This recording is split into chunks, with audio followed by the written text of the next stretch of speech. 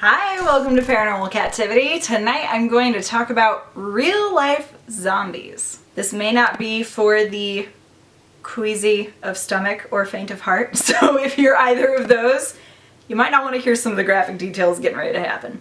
So there are plenty of instances of people actually being buried alive or being pronounced dead and then waking up. Or there's even instances of people waking up at their own funeral, and some of them literally scare themselves back to death, or some of them actually wake up and make a full recovery. There's tons of instances of these. And there's also instances of insects that have similar weird zombie virus type actions, where there's species of wasps that take over different types of caterpillars and grasshoppers and things.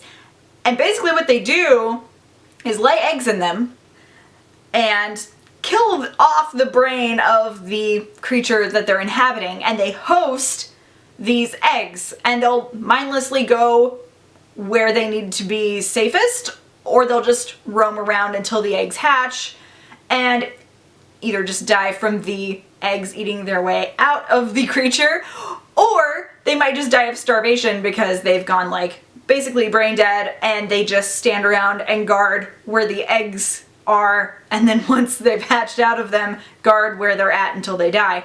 So there's weird instances of that too. And then there's mad cow disease, and that has very similar kind of symptoms to a zombie virus too. And if that ever, came over into humans, I think that's been a concept in some zombie movies, that that's the virus that ends up making humans kind of viral zombies.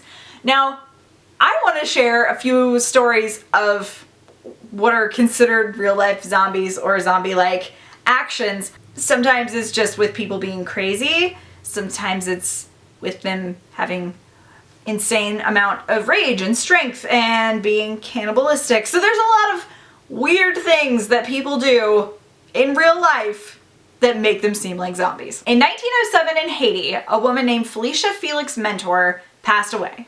And the circumstances surrounding her death made the locals feel like she was marked to return as a zombie.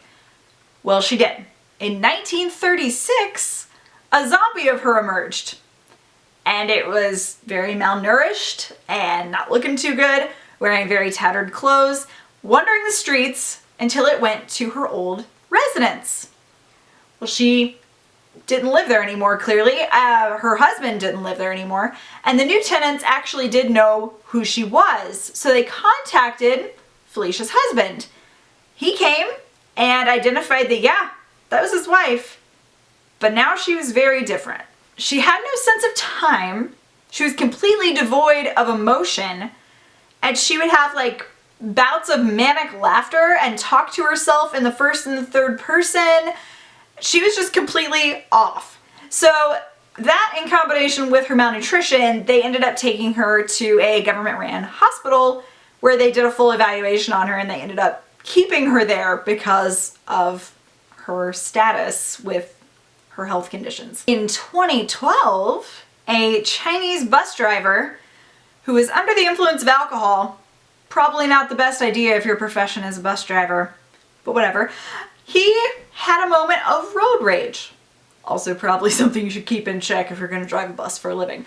But what he ended up doing was he got out of the bus and jumped on another person's vehicle, stayed on the vehicle until the driver got out of her car, then he proceeded to jump off the car onto the woman, tackling her to the ground and biting her face off. She ended up having surgery to make her look a little more like her old self.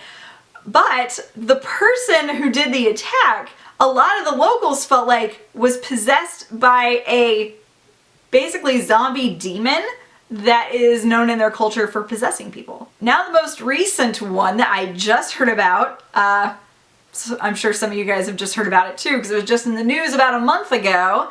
In mid-August in Florida, a kid named Austin Haroff, and I could be saying his last name wrong, this 19-year-old kid was on Flocka, which is a drug.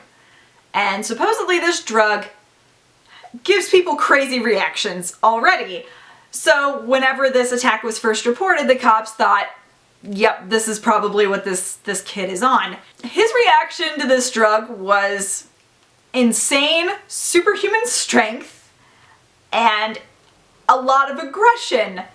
So what he ended up doing was grunting and growling, which drew people's attention.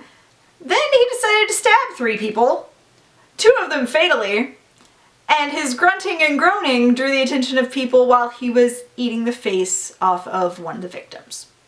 So the cops went and were pursuing him, and his superhuman strength was fighting off multiple cops at multiple times, and they had to use attack dogs to bring him down. It was just a crazy story in general. But there are so many more stories of people just going freaking nuts, and it seems like something you'd see on The Walking Dead, which I am so excited to be coming back. I cannot wait for this season to start. Oh my god, it's gonna be amazing. And am I the only one who really enjoys zombie apocalypse scenarios in my brain? Because I daydream about it, probably more than most people, and I dream about it a lot. I have apocalypse dreams, like, very regularly. And I have an escape plan for literally every place I've probably ever been in my entire life in case zombies were to attack it. Thank you guys so much for watching. I hope you enjoyed this chat about zombies.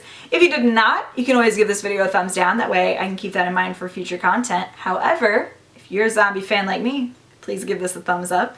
If you haven't yet, please subscribe and turn on notifications. That way you get notified every time I make an upload. I do upload very frequently. I'm Kat, and this is Paranormal Kativity. Have a strange day. Bye!